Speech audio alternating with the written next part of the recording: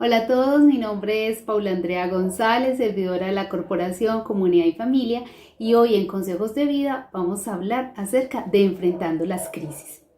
Recordemos que Dios nos creó con mente, cuerpo y espíritu, tres dimensiones que es importante que estén equilibradas para que seamos las personas que Dios ha establecido en su plan divino.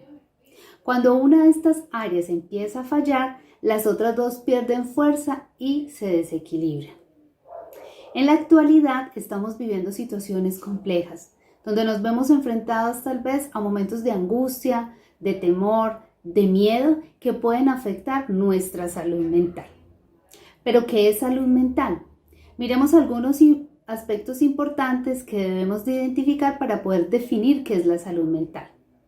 Lo primero es que este concepto va más allá de ser simplemente la ausencia de trastornos mentales o trastornos psicológicos. Es importante entender que la salud mental es parte fundamental de nosotros.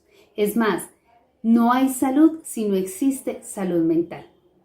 La salud mental también tiene algunos factores que la complementan y la forman, que son los factores socioeconómicos, los biológicos y los medioambientales. El concepto de salud, solo salud, es un concepto que está relacionado con un bienestar físico, mental y social, y no solamente la ausencia de enfermedades físicas o afecciones físicas. Entonces, la salud mental es un estado en el que la persona realiza sus habilidades, sus capacidades y tiene la capacidad de enfrentar el estrés de la vida cotidiana, de trabajar con productividad y de contribuir a su comunidad. En este sentido, la salud mental es fundamento del bienestar individual y colectivo de cualquier sociedad. Es importante que velemos por nuestra salud mental porque hay un beneficio en ella desde lo interno hacia lo externo. En estos tiempos hemos enfrentado diferentes situaciones que nos han llevado a estar expuestos a niveles de estrés, de ansiedad, de angustia. Tenemos una pandemia que llegó de un momento a otro, nos obligaron a entrar en casa, nos obligaron a trabajar desde la casa, teletrabajo, a los niños a estudiar en sus computadores después de que tenían interacción social con sus compañeros.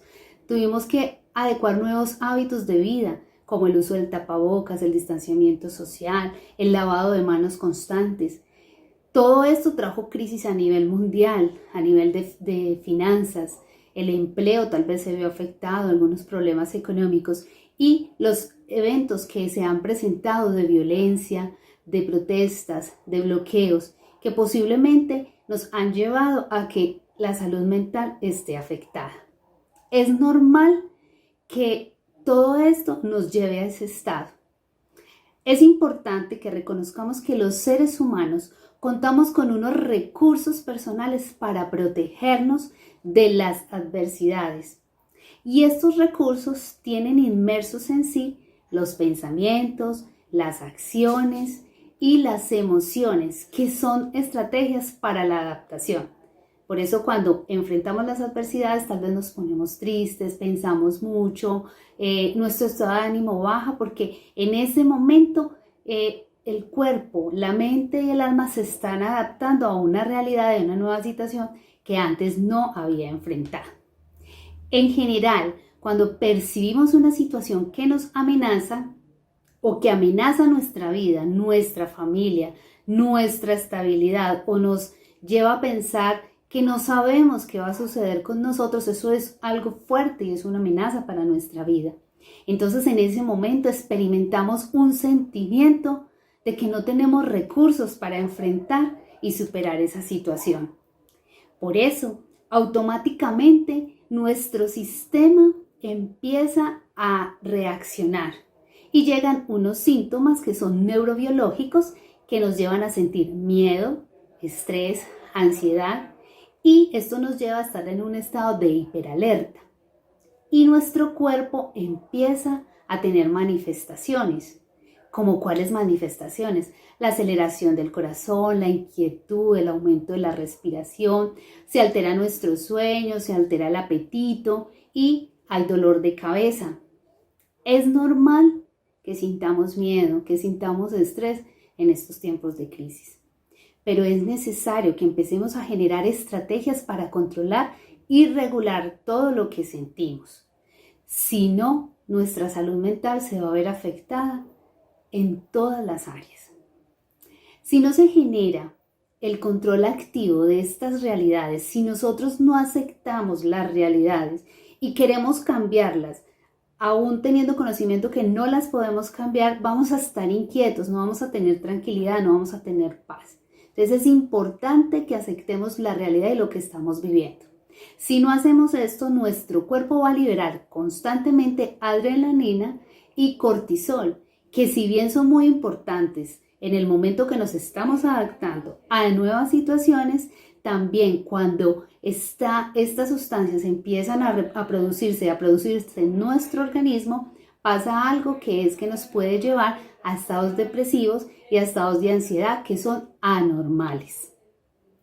En momentos como estos, hay un aspecto importante que nos puede ayudar y es la fe. La fe para no perder la esperanza y para poder seguir adelante. A Dios le importa cómo nos sentimos y quiere ayudarnos. Entonces nosotros nos preguntaríamos, ¿qué tiene que ver Dios con lo que yo siento o con mis emociones? Tiene que ver todo.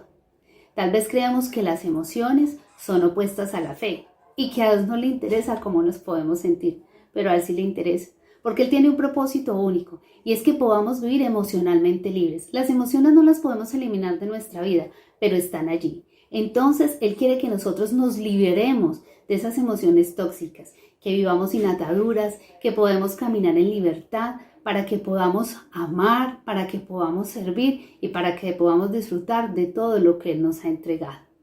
Entonces debemos expresar nuestras emociones sin miedo y sin sentirnos juzgados.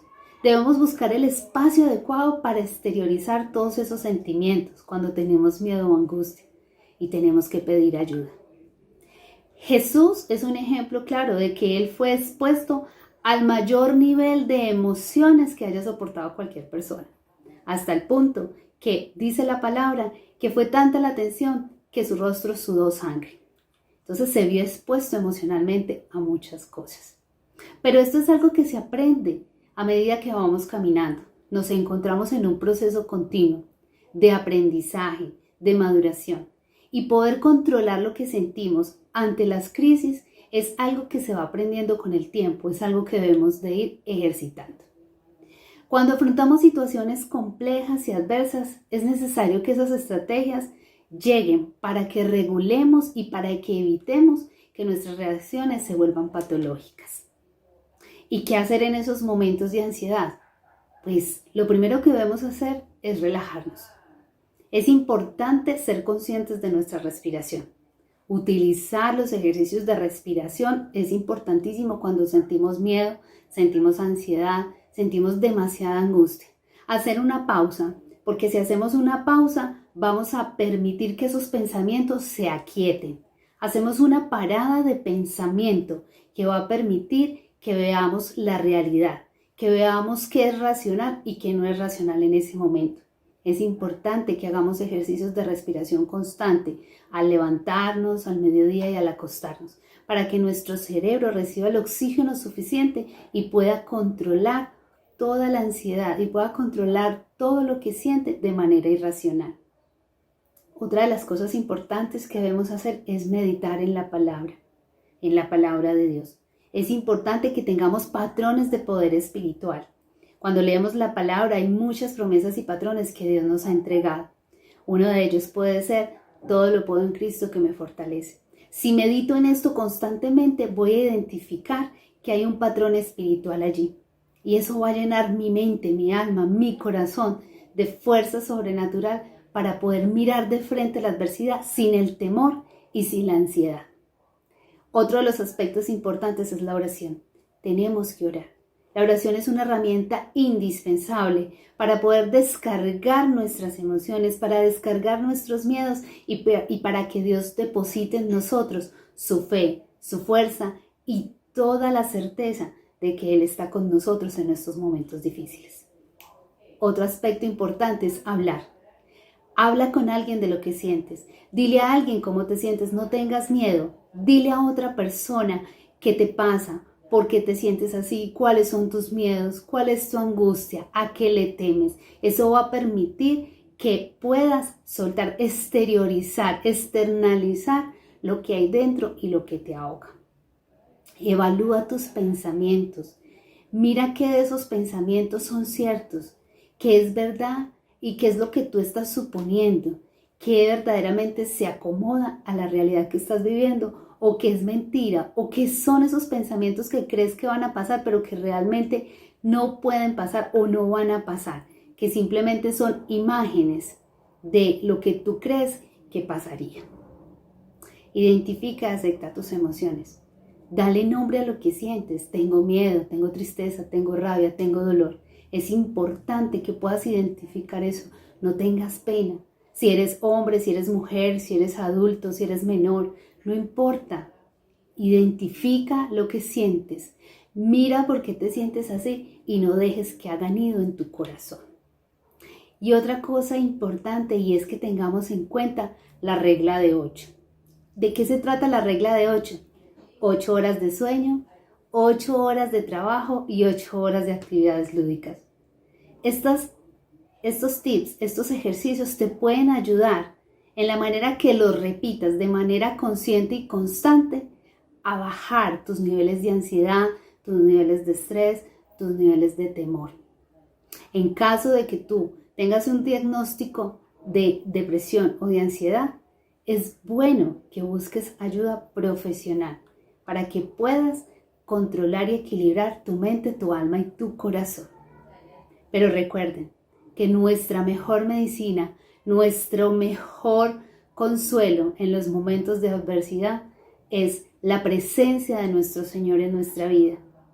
Con la intersección del Espíritu Santo, Él nos llenará de fuerza, de energía, de valor para poder enfrentar las adversidades. Y recuerden, nada es permanente, todo es transitorio.